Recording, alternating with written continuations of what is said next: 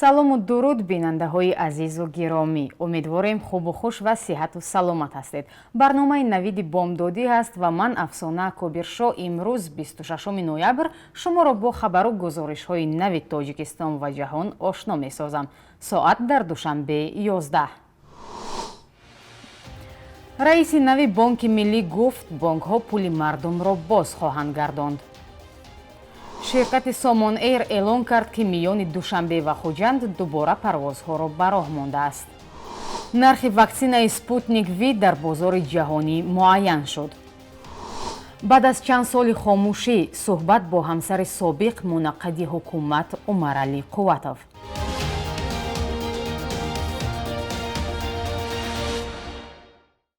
ҳоким Холиқзода, раиси тозатаини Бонки Миллии Тоҷикистон гуфт, беҳбудӣ дар низоми бонкии кишвар аз ҷумла бештар намудани эътимоди мардум ба бонкҳо ва дар сатҳи мӯътадил нигоҳ доштани қурби асъор аз ҳадафҳои асосии ӯ мебошад. ӯ рӯзи 25 ноябр дар Маҷлиси намояндагони Тоҷикистон дурнамои сиёсати пулию қарзии Тоҷикистон барои соли 2021 ва давраи миёна муҳлатро пешниҳод кард ва пас аз қабул шудани он ба Радиои Озодӣ гуфт, ки Бонки Миллӣ бо бонкҳои мушкилдор, яъне Тоҷиксодиротбонк ва Агроинвестбонк ҳамкорӣ дорад, то онҳо ба мушкили ҳисобдоронашон расидагӣ кунанд. Вай афзуд, мушкили асосии ин бонкҳо дар фурӯши амволашон аст ва ҳоло фурӯш суст шудааст, лекин маблағҳое, ки аз ҳисоби фурӯши амвол ба даст меоранд, баробар ба муштариёни қарздорашон тақсим мекунанд. Вай илова кард, ки то охирҳои моҳи феврал иҷозатномаи Фононбонк бозхонда мешавад ва ҳамаи амонатгузорон маблағҳои худро мегиранд. Зимнан, ин аввалин мусоҳибаи раиси нави Бонки Миллии Тоҷикистон ҳоким Холиқзода буд. Шакли пурраи онро дар сайти Озодӣ бибинед. ФСБ аз боздошти афроди марбут ба давлати исломӣ хабар дод. Як нафараш аз Осиёи Миёна аст. дар миёни 5 боздоштшуда бо гумони узвият дар давлати исломӣ дар ҳудуди шаҳри Владимири, вилояти Москав, як шаҳрванди кишвари Осиёи марказӣ ҳам мебошад, мегӯяд ФСБ. ин хадамоти амниятии федералии Русия рӯзи 25 ноябр гуфт, ки аз фаъолияти як гурӯҳи минтақавии марбут ба созмони мамнӯи давлати исломӣ пешгирӣ кардааст. дар изҳороти расмии ин ниҳод гуфта мешавад, ки ширкатдорони ин гурӯҳ мехостанд дар метрои Москав харубкорӣ кунанд. инчунин ба навиштаи ин ниҳод ҳадафи онҳо ҷалби нафарони бештар ба давлати исломӣ ва маблағгузории терроризм буд. Ширкати Сомонэйр эълон кард, ки миёни Душанбе ва Хуҷанд дубора парвозҳоро ба роҳ мондааст. ин ширкат гуфтааст, ки шурӯъ аз рӯзи 29 ноябр ҳар ҳафта рӯзи Душанбе миёни Хуҷанд ва Душанбе парвоз анҷом хоҳад шуд. парвозҳои миёни Душанбе ва Хуҷанд моҳҳо боз ба хотири пешгирӣ аз паҳншавии коронавирус қатъ шуда буданд. Хуҷанд яке аз шаҳрҳои бузурги Тоҷикистон ва маркази маъмурии вилояти Суғд аст. ҳаракати нақлиёт дар фасли сармо миёни пойтахт ва навоҳии вилояти Суғд мушкил мешавад ва аз ин рӯ аксаран барои сафар аз ҳавопаймо истифода мекунанд. бар асари барфборӣ ва фаромадани тарма дар фасли сармо роҳи нақлиётӣ миёни Душанбе ва Хуҷанд ҳамасола барои чанд рӯз баста мешавад. пуштибонҳои моливу муаллифони ваксинаи зидди коронавируси русии Sputnik V мегӯянд, дар бозорҳои ҷаҳонӣ қимати як дафъа эмкунӣ аз $20 камтар хоҳад буд ва барои шаҳрвандони Русия ройгон тақсим мешавад. нархи ҷаҳонии ваксинаи сохти русии Sputnik V рӯзи 24 ноябр нашр шуд ва қимати он назар ба ваксинаҳои хориҷӣ мисли Pfizer ба маротиб камтар аст. вале айни замон ваксинаи русӣ аз ваксинаи сохтаи ширкати AstraZeneca гаронтар аст. ин ваксина дар Аврупо бо нархи $3 барои як дафъа эмкунӣ пешниҳод мешавад. фонди сармояҳои мустақими Русия гуфт, ки Москаву шарикони хориҷияш метавонанд ваксинаро барои беш аз 500 миллион нафар истеҳсол кунанд. дар Русия вазорати беҳдошт ва маркази миллии Гамалея гуфтанд, ки ваксинаи сохти русӣ дар санҷишҳо нишон дод, ки дар рӯзи 28 ваксина 91,4% ва дар рӯзи 42 95% муассир будааст. Русия аввалин кишваре буд, ки ваксинаи зидди коронавирусро барои истифодаи ҷамъӣ пешниҳод кард. дар пасманзари пандемияю афзоиши ҳодисаҳои олудашавӣ, умедвориҳо барои дастрас шудани ваксинаҳои зидди вирус то соли оянда бештар мешаванд. рӯзи 25 ноябр дар тоҷикистон 16 рӯзи мубориза бо хушунат ба зидди занон оғоз ёфт ва дар вилояти Соғд масъулони созмонҳои ҳуқуқи занон чорабиниҳоеро роҳандозӣ доранд. Онҳо назар ба солҳои қаблӣ тасмим гирифтанд имсол дар маркази ноҳияву шаҳр ба мардҳо тавассути тақдими тӯҳфаҳои хушҳолкунанда бо ҳамсарҳояшон чӣ гуна хушмуомила буданро омӯзонанд ва садди ҳолатҳои хушунатбор дар хонавода бошанд. ҳамкорамон Фарзон Машарипов аз ин чорабинӣ гузориш таҳия кардааст. Қай бори охир ба ҳамсаратон гул тӯҳфа карда будед?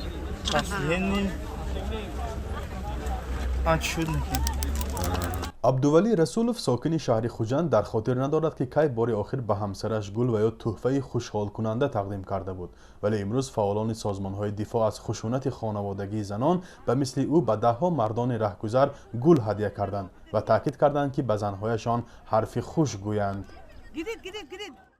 ҳамин ба воситаи тӯҳфаҳои ноарзиш мо меҳру муҳаббатро дар оила мустаҳкам мекунем, барқарор мекунем. ҳамин чизҳо дар дастурҳо нависта шудааст ки аз паи вай оила шавед, оилава меҳрубонӣ кунед. гап дар тӯҳфа нест, лекин ҳамин хушунат нашуданаш ба ҳисси худро гузошта бошед. اینجا خصلت مرد حقیقی چیه؟ سر پشت دست نویسی که رحمت که اولتون به غمخوری میکنید، دستگیری میکنید. این اقدام سازمان‌ها به مناسبت 16 روزی مبارزه با خشونت زنان روی کار آمده است و روز نخستین در موضع ریگستان شهر خوجند این اکسیه را راه اندازی کردند. این سازمان‌ها اصول پیشگیری از خشونت را در زمان پاندمی کووید 19 امسال تغییر دادند و همکنون می‌خواهند بیشتر بر روح و روان خانواده‌ها تأثیر گذارند. است که از سبب آنکه شرایط اقتصادی، محیط پسیخولوژی عائله ویران بودن در عائله مناسبت درست که وجود ندارد، یعنی که زن و شوهر با همدیگر مناسبت نمی‌کنند، غمخوری، مهربانی نمی‌کنند و در عائله به زیرآوری، یعنی سخن‌های قبیح، دشنام، انا همین حالت‌ها به زیرآوری آورده می‌رساند. تاجیکستان سال 2013 قانون درباره پیشگیری خشونت و زورآوری در خانواده را قبول کرده بود و مسئولان سازمان‌های دفاع از حقوق زنان میگویند با گذشت 7 سال نیز مراجعت‌ها زیاد هستند، ولی مسئولان مقامات‌های دولتی میگویند با تشکیل شورای مراسا شمار جداشوی عائله‌ها را در سوخت تا حدود 500 حالت کم کردند و اقدام‌هایی را برای پیشگیری خشونت خانوادگی راه‌اندازی می‌نمایند. 26 ноябр зодрӯзи ҳазорон нафар аст, вале дар ин рӯз дур аз Тоҷикистон духтарчае ба дунё омад ки 8 моҳ пеш падарашро кушта буданд ва модараш бо 5 фарзанд мотамзадаву саргардон ба мулки ғурбат паноҳ оварда буд. нишона ки номаш ишора ба нишони пасомаргии падараш аст, акнун 5 сола шуд. вай духтари Умаралӣ Қувватов аст, соҳибкори норозӣ ва мунаққиди ҳукумат, муассиси гурӯҳи 24 як созмони мамнӯъшуда дар Тоҷикистон ки 5 марти соли 2015 дар шаҳри Истанбули Туркия кушта шуд. куштори мудҳиш ки онро созмонҳои ҳомии ҳуқуқ сиёсӣ номиданд, дар пеши чашми ҳамсари обистан ва ду писараш рух дод. баъди ин ҳодиса кишварҳои ғарбӣ ба ҳамсари ӯ Қумринисо Ҳафизова ва 5 фарзандаш дастиёрӣ дароз карда онҳоро дар Канада ҳаққи паноҳандагӣ доданд. ҳамкорам Хиромон Бақозода бо Қумринисо Ҳафизова суҳбати скайпӣ анҷом дод. Қумринисо, шумо метавонед ба Тоҷикистон баргардед охир? Бар он ки шумову бачаҳову масалан ҳеҷ мушкиле надоред бо? ман рости ман баъди марги модарам ҳам то ба ҳол якумин шуда ҳамон ҳукумати Тоҷикистон ба модари ман пешниҳод карда буд баъди марги шавҳарам ки баргардад бо фарзандонаш, мо мебахшем, бояд ки баромад кунад, дар телевизионҳо бахшида мешавад. зан аст, модар аст, кӯдакон ини ноболиғ дорад, бояд ба дастгирии шумо ниёз дорад. аммо ман ба худам раво надидам, қабул накардам. виҷдони ман қабул надорад ки баргардам. шакли комили суҳбати ҳамкорам Хиромон Бақозода бо Қумринисо Ҳафизова ҳамсари раҳбари кушташудаи гурӯҳи 24-ро дар вебсайти мо бихонед ва тамошо кунед. Бонки Миллӣ арзиши сомонеро нисбат ба асъори хориҷӣ барои имрӯз 26 ноябр чунин таъин кардааст.